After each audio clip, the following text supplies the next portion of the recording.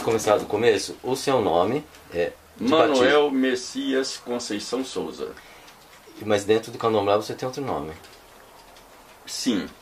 O candomblé de matriz angolana, quando a pessoa é iniciado, recebe um nome como é o muçulmano, como foi aquele lutador Cassius Clay, que quando se iniciou no islamismo passou a ser Muhammad Ali. Então o candomblé angolano é o único que tem isso, seu nome. Tá? Então tem o nome de Quilioba, com K. Y, K-I-L-Y-O-B-A. Quer dizer, eu sou de Ansan Quilioba, a esposa preferida do rei. Oba é rei. Como que foi a sua aproximação com o candomblé? Sua família já é da tradição? Não. E eu tive um problema de visão aos 13 anos por aí. Eu não me lembro bem o que era, não foi bem explicado para mim. Que problema foi esse? Meus pais eram católicos. Aliás, católicos frequentadores do catolicismo. E eles tinham horror a qualquer tipo de coisa que se chamasse espiritismo. Mas ele se dava muito com o meu zelador, meu iniciador, porque eram da mesma profissão, alfaiate. E um dia alguém disse para ele, leva o menino lá e tal, que médico também era difícil, ele não confiava muito em médico, alguém disse que eu talvez tivesse que operar, e por aí foi. Meu início conhecimento foi por isso. Me levaram, uma das tias me levou lá, e daí foi dito que eu teria que fazer o santo. É uma expressão que se usa para ser iniciado. Aqui no Brasil diz fazer o santo, né? É feito de santo. Que aliás não seria isso. Seria feito ou preparado no santo, na lei do santo. E aí mudou-se para feito de santo. É igual pai de santo. Seria pai no santo. Na lei do santo ele é pai. Aí ficou pai de santo. Então eu fui iniciado por isso, por uma questão de problema de saúde, da visão, e realmente fiquei bom. Daí eu fui raspado. A idade que você tinha? 14 anos. 14 anos. E lá em Salvador tem muito isso, tem pessoas que se iniciam com 5, 3, 4, 2, eles acham, e eu também acho muito interessante, achava naquela época, que era interessante ser iniciado nessa idade porque não tinha maldade, não tinha malícia, ficar dentro do roncó 20, 30, 40 dias, que nem era hábito ficar 21 dias, e hoje nem isso se fica, modificou muito. Então, uma pessoa casada que ia sentir falta da esposa, ou do marido, ou dos filhos, ou de sexo, ou de que seja. A criança já não tinha isso. Tendo o carinho daquele mais velho que estava ali, de uma tia que ficava junto, ou de um pai que normalmente era feito a mãe, então a criança tinha aquele ente querido ali do lado, não sentia tanta falta. Agora o adulto já era mais difícil. E por outro lado não tinha malícia, tá? Mas eu já fui feito na adolescência, 14, 15 anos. Para você, Messias, quando você pensa em Exu, o que vem na sua cabeça? Exu. Exu, dentro da ritualística africana, é o início, é o começo. Dentro do panteão africano, dentro de todos os orixás que compõem o panteão africano, ele é o princípio. Exu é aquela força, aquela energia que abre os caminhos por onde nós passamos. Exu é aquela energia que afasta tudo que é maligno. Exu é aquela energia que é designada pelos outros orixás para tomar conta da nossa vida, para que nada de ruim aconteça. Exu, inclusive, Exu é chamado guardião. Exu seria, inclusive, aquela energia que nos tiraria, depois eu digo por que eu estou colocando isso no passado, de vícios, bebida, cigarro, qualquer dependência, drogas. Por que dependência? Porque o ser humano ser dependente daquilo é muito ruim. Muitos convivem bem com isso, outros se degradam, se acabam e etc. Bom, e o Exu é o responsável a não deixar que você entre por esse caminho. Tanto é que para Exu nós damos bebida, nós damos cigarro, charuto, lá o que for, para que ele absorva essa energia, perdão, e que isso não tome conta, não nos domine. Quando eu olho Exu, eu olho como um irmão, um guia. Agora, um irmão que é... Como é que se explica Exu? Ele é brincalhão, Exu é brincalhão, Exu nos prega peças, tem horas, Exu é arteiro, Exu ele tem artimanhas, o Exu é o peão, Exu é aquele que não sabe quase ler nem escrever em se tratando de matéria, entendeu? Mas ele é autodidata, ele sabe tudo, ele não precisou de uma escola para saber o que muitos formados aí sabem. O Exu entra em qualquer lugar, o Exu ele tanto se dá com um mendigo, como ele se dá com o desembargador. Estou comparando com matéria. O Exu ele tem acesso a tudo, e todos os orixás têm o seu Exu para que resolvam os seus problemas.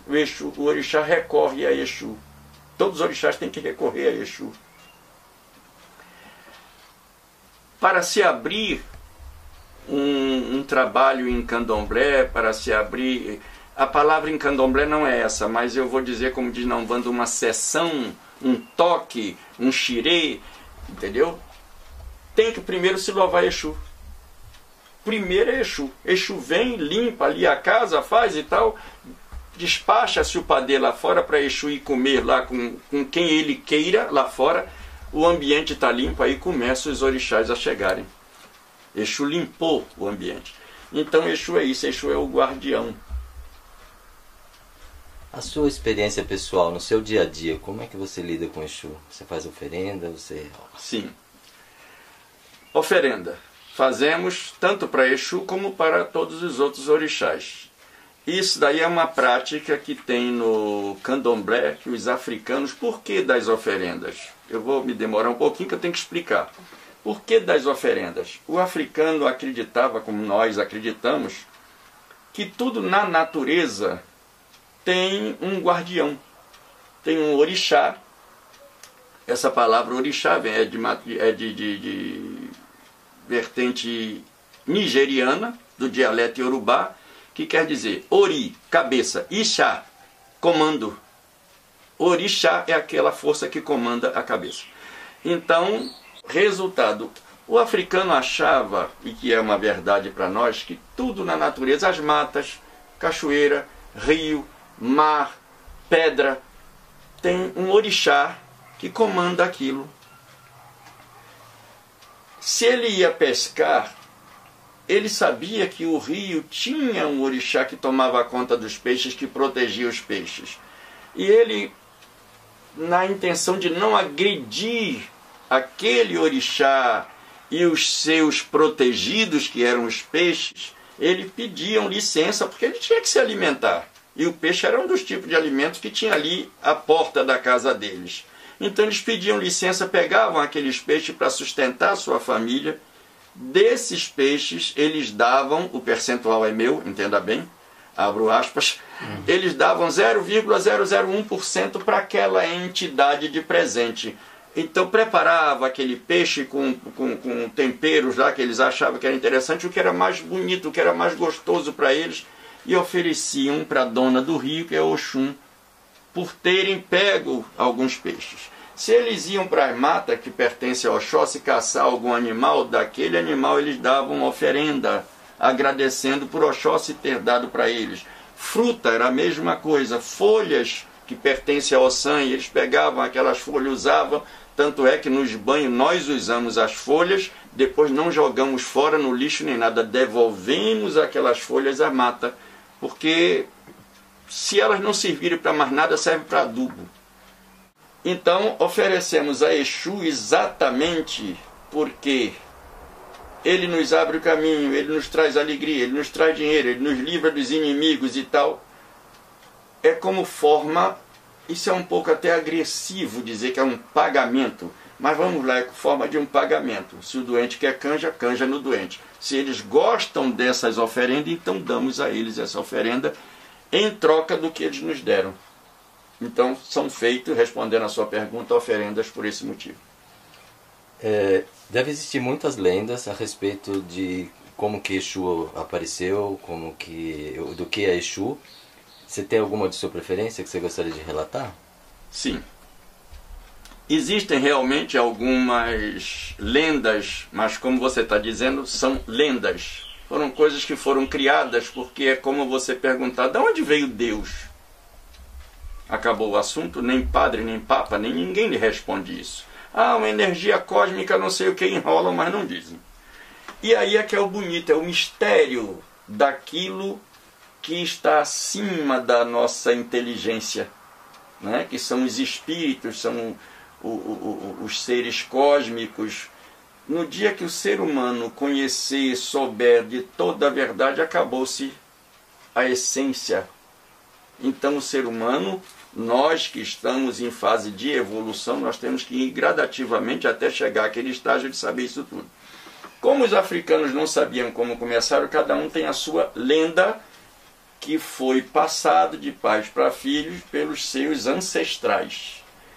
Eu tenho a minha lenda, eu vou dizer muito rapidamente aqui, porque senão é uma coisa muito demorada.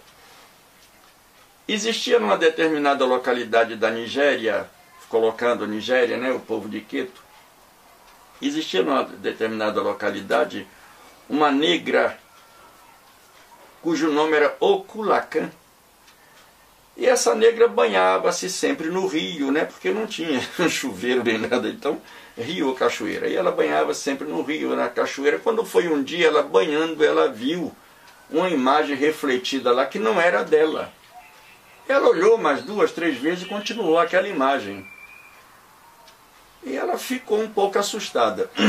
No outro dia ela foi no mesmo local e de repente viu a mesma imagem, só que aquela imagem se materializou numa mulher que se apresentou como Oxum, que era quem comandava as águas, e explicou para ela isso que eu lhe disse anteriormente, que aqui no nosso mundo, no Aie, Aie significa que a Terra, né?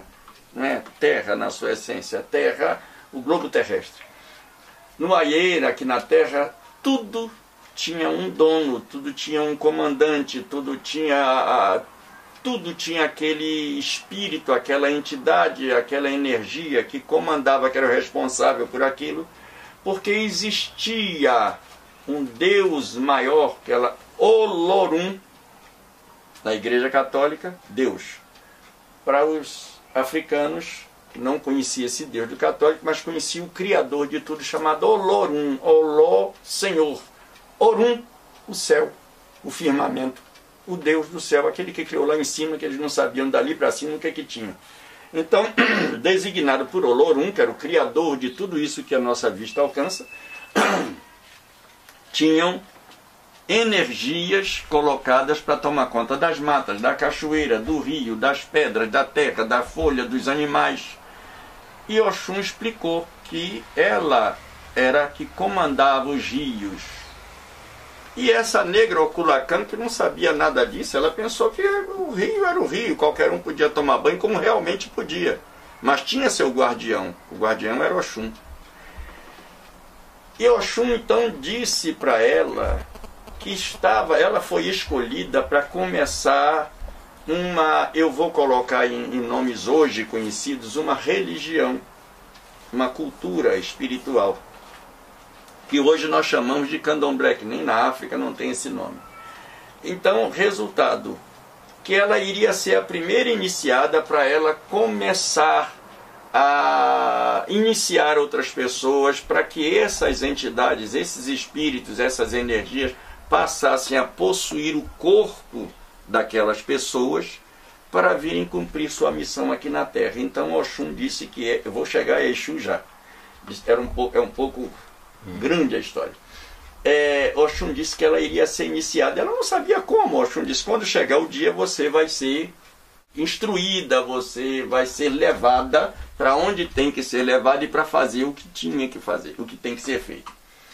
Chegando um dia, ela sempre se banhava no rio, estava sempre em contato com Oxum, chegando uns 2 dias antes, vamos dizer, Oxum disse para ela, olha, é amanhã ou depois da manhã, como seja, e vai vir aqui um guardião que vai lhe encaminhar, vai abrir caminhos para você. Aí ela conheceu este guardião que nós chamamos de Exu. Ele se apresentou a ela, eu sou Exu.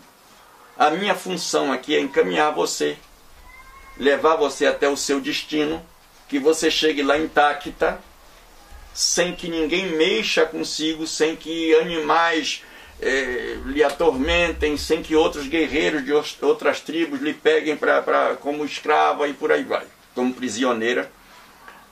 Exu levou ela no dia para o lugar que ela ficaria, que ela não sabia nada. Muito bem. Esse é o Exu que eu lhe falei, o guardião. Ele foi comandado por Oxum, esse era o Exu de Oxum, foi comandado por Oxum, ou melhor, mandado por ela para que levasse o Culacan para um determinado lugar. E Oxum tinha o seu Exu, o seu staff. Exu era o guardião, Exu era o guerreiro. Está aqui, ó, com a lança, ele vai na frente. Vamos mostrar. Entendeu? É, Exu. Ótimo. Então, Exu a conduziu até uma caverna. Mas pelo caminho ela foi conhecendo os outros orixás. Ela seria a primeira iniciada.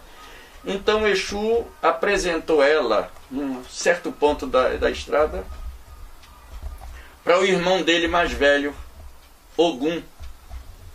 Esse é Ogum. Esse daqui é que é o responsável por abrir caminhos. Entendeu? Exu era responsável, era o guardião, para guardar ela para perigos. Mas Ogum é que abria caminho nas matas, e foi explicado para ela que as matas pertenciam a Oxóssi, que era outro irmão de Ogum e Exu, mas ele era responsável somente pelas matas. E ela teve que conhecer Oxóssi, pedir licença a Oxóssi, porque nas matas existiam os animais peçonhentos, os animais perigosos, e poderiam atacar ela. Então Oxóssi protegeu ela, para que aqueles bichos, comandou os bichos para que não atacassem ela. Ela conheceu Oxóssi, soube o que era que Oxóssi fazia e a parte que ele comandava, as matas. Ogum foi abrindo estradas para ela dentro das matas e Exu protegendo dos perigos. E ele apresentou mais à frente Ossan, que era o responsável pelas folhas, que ela iria para uma caverna, e Ossan doaria as folhas para ela para fazer de cama, de colchão, onde ela ia dormir, folhas de bananeiras grandes e outras folhas, que seria a cama dela durante aqueles dias que ela tivesse em reclusão, que hoje nós chamamos recolhimento. Está recolhida para o santo. Era uma reclusão. Então Ossan cedeu as folhas e ela foi levando. Ela passou por Exu, conheceu Exu, conheceu Ogum, que abriu os caminhos, conheceu Oxóssi, que era o dono das matas, conheceu Ossan, as folhas. Ela chegou à cabana, Oxum ela já conhecia, chegou à cabana e ela foi ver, ela teria que ficar ali uma determinada quantia de dias, né, quantidade de dias, e ela tinha que se alimentar. Exu pediu a Oxóssi as frutas, que era responsável pela mata, pelas frutas, trouxe para ela para servir de alimento. Oxum deu os peixes, Oxóssi também deu a caça. A gruta, como toda gruta, pertence ao Oxumari. E esta gruta tinha uma vertente de água potável que ela bebia. Se ali não tivesse, teria o rio, mas não estava tão próximo. Essa gruta tinha uma mina. Então o Oxumari, que é dono, que é responsável pela gruta, pela mina, pela água potável. E o Oxumari foi responsável pelaquela cabana onde ela iria ficar. Foi dito para ela que o dono da terra, chão, barro, areia, tudo, seria Oxumari, que seria Obaluaí, quer dizer, irmão de Oxumari, onde ela ia se deitar no chão, que ela tinha sempre, qualquer coisa que ela fizesse no chão, um buraco que ela cavasse, qualquer coisa, ela tinha que pedir licença ao Obaluaí, que era o dono da terra. Para descansar a cabeça, vamos dizer, o travesseiro, porque nós recolhidos nós não podemos ter travesseiros, ou melhor, antigamente não se podia, para não criticar se alguém põe hoje, né? Mas não era permitido o travesseiro, então foi dado para ela uma pedra, onde ela ia deitar nas folhas, descansar a cabeça naquela pedra, e a pedra foi explicado para ela que era elemento de outra energia chamada Xangô, Você vai vendo aí que todos os orixás se unem, se entrelaçam. Estão notando isso? Sim. Não tem um orixá absoluto, todos. Isso para nos explicar que nós precisamos de tudo. Para uma iniciação precisou-se de Xangô, Oxum, Obaloaê, Oxumaré, Xangô. Inhansã foi apresentado a ela como isso é uma brincadeira minha, que é meu orixá e eu amo, como se fosse a responsável pela limpeza. Que Inhansã com seus ventos, Inhansã jogava os ventos ali, tirava aquelas folhas todas, a sujeira toda, levava de cabana fora. Era a função de Inhansã, vinha aquela ventania e levava o que não prestava. Tá? Inhansã, responsável pelos ventos. Inhansã também não é só esse vento que leva tudo, Inhansã é responsável pela brisa, aquilo que faz a gente adormecer, que faz a gente estar feliz consigo próprio. Você deita ali na relva, vem aquela brisazinha e você dorme tranquilo. Né? Inhansã é responsável por esse vento também. O vento da tranquilidade, não o vento do tsunami, só não.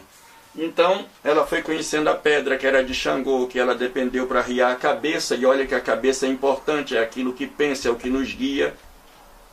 E por que ali em cima da pedra? Porque a pedra é de Xangô e ele é o dono da justiça. E ela riando a cabeça naquela pedra, a cabeça dela passaria a ser justa. Para não julgar erradamente, para não ter ódio, raiva, ambição, tudo isso que Xangô com aquela pedra, aquele elemento dele tiraria. Daquela cabana, ela ficou ali, todos esses orixás, tem mais outros que eu, para simplificar, não vou dizer tudo, só para vocês virem aí o entrelaçamento dos orixás. E ela ficou ali, e dali apareceu Oxum e todos os orixás, fizeram com que ela adormecesse, possuíram o corpo dela em espírito e foi a primeira incorporação que teve. Dali, aí tem a parte ritualística do que fizeram. Quem é feito sabe o que eu vou falar aqui, porque teve a galinha da Angola, que é o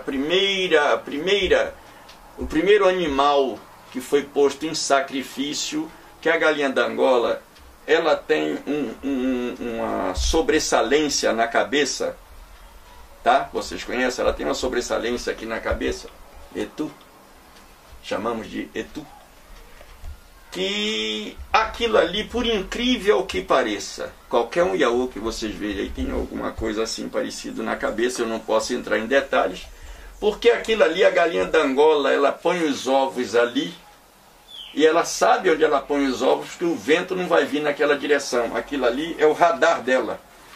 Se vai chover, ela sabe. Se vai ventar nessa direção, ela sabe. Então aquilo ali é o que direciona. Por isso que ao ser feito, todos os Iaôs saem com aquilo na cabeça. É a direção, é o que guia, é o radar. Então a galinha da Angola foi posta em sacrifício porque é o único animal que tem aquele radar, que guia, que sabe. Tá? Mas aí tem outras explicações. Esta foi a primeira feita. Ela então, quando ela acordou, ela estava feita, preparada, com toda a ritualística que precisava. Teve os ensinamentos dela, Exu trouxe ela de volta para a aldeia dela e foi instruindo. Quando você passar aqui, que você tirar umas frutas, dê um tanto, oferendas para Oxóssi, se você pescar, dê um tanto para Oxum, se você pegar as folhas, faça isso para Ossan. E Exu e Oxum foi instruindo ela para ela fazer outros e outros e outros componentes da aldeia dela, aqueles que fossem indicados, que precisassem fazer santo para criar a nossa religião. O Culacan foi a primeira, iniciada pelos orixás. Interessante, né? Que lindo. E Iemanjá e Oxalá, eu não lembro de você ter falado. Não, eu falei que ia suprimir algumas coisas. Tem Iemanjá, tem outros. Por exemplo, o que é Iemanjá? Como ela foi apresentada a Iemanjá?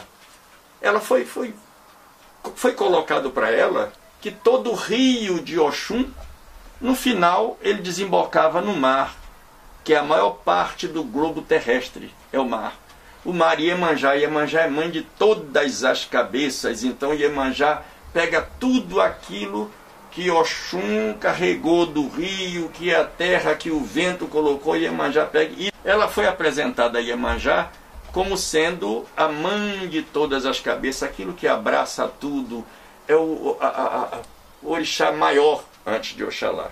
E Nanã foi apresentada a ela porque Nanã é mãe de Obaloaê, Oxumaré e Ossan, mas principalmente Obaloaê e Oxumaré. Nanã, muitos dizem, é responsável pela lama, não é a lama. Oxumaré, filho de Nanã, é responsável pela vertente d'água, pela mina. Obaloaê, pela terra. Nanã junta aquilo, a terra e a água dos dois filhos dela e molda o que ela quiser e dá vida. Como na Bíblia diz que Deus fez o homem de barro, deu o sopro. Nanã é responsável pela essa junção, por moldar as duas ferramentas que os filhos dela trazem. Oxumaré traz a água de mina, Obaloaê traz o barro, a água amolece o barro, ela molda e faz o que ela quiser. E une os dois num só, a água e a terra. Porque aonde nós furarmos aqui na terra, vamos encontrar água. Daqui a 100 metros, 200 metros, a água e a terra estão juntos, Obaloaê e Oxumaré.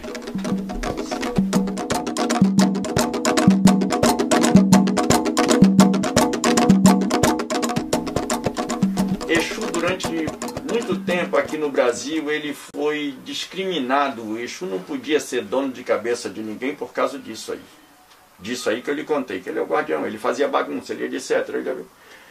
E de repente, vou fazer uma comparação aqui até bonita, não estou fazendo política nisso, de repente Exu foi um Lula. Sem um dedo, nordestino, sem muito estudo, mas chegou à presidência. Né? Se foi bom ou ruim, não é o caso aqui. Mas chegou à presidência. Nordestino, passou necessidades, falta um dedo, fala uma linguagem muito humilde, não tem formação intelectual de classe, mas chegou a presidente da República como qualquer um outro, cheio de títulos. Exu chegou a dono da cabeça por merecimento. Exu é um nome em Yorubá? O que significa? Seria, olhe bem, o nome em Yorubá seria Leba, com L-E-G-B-A, Legba. Leba, o que seria Leba? É exatamente isso que eu digo. É o guardião, é o peão. Aqui no Brasil ficou mais conhecido como Exu. Lá na África, na Nigéria, tinha várias regiões com dialetos. Então, algum lugar chamava isso aquilo. O que, para você entender, tudo é Brasil, né? Lá na Bahia, grampo de cabelo chama Missi. Aqui é grampo de cabelo, não sei em São Paulo como é. Em Pernambuco é biliro. Tudo Brasil. Regionalismos que lá nós chamamos dialetos. Entendeu? Então tinha lugares que era, o mais usado era o Leba, com esse G mudo. Em alguns outros lugares, Exu. É o portador dos recados, era o mensageiro, era o guardião. Quer dizer isso. Exu não tem realmente começo nem fim. Não tem começo nem fim. Exu é o primeiro. Exu é o número, em falar em número, seria o número 0. Porque o 0 é o começo. O 0, ele não significa nada, mas não significa nada. 0 vezes 0 é 0 e por aí vai. 0 o que é? 0 roupa, 0 sapato, 0 é nada. Porém, acoplado a um outro número, vamos colocar esse número como orixá, ele passa a ser alguém. O 0 atrás de 1 é 10. O 0 atrás de 2 é 20. Olha o valor que o 0 tem. Se ele for comandado por um orixá, Exu comandado por um orixá, Exu sozinho vai fazer bagunça. Se ele for comandado por um orixá, então vai fazer bagunça. Por quê? Porque ele não foi bem explicado fazer bagunça. Ela ali me olhou assim.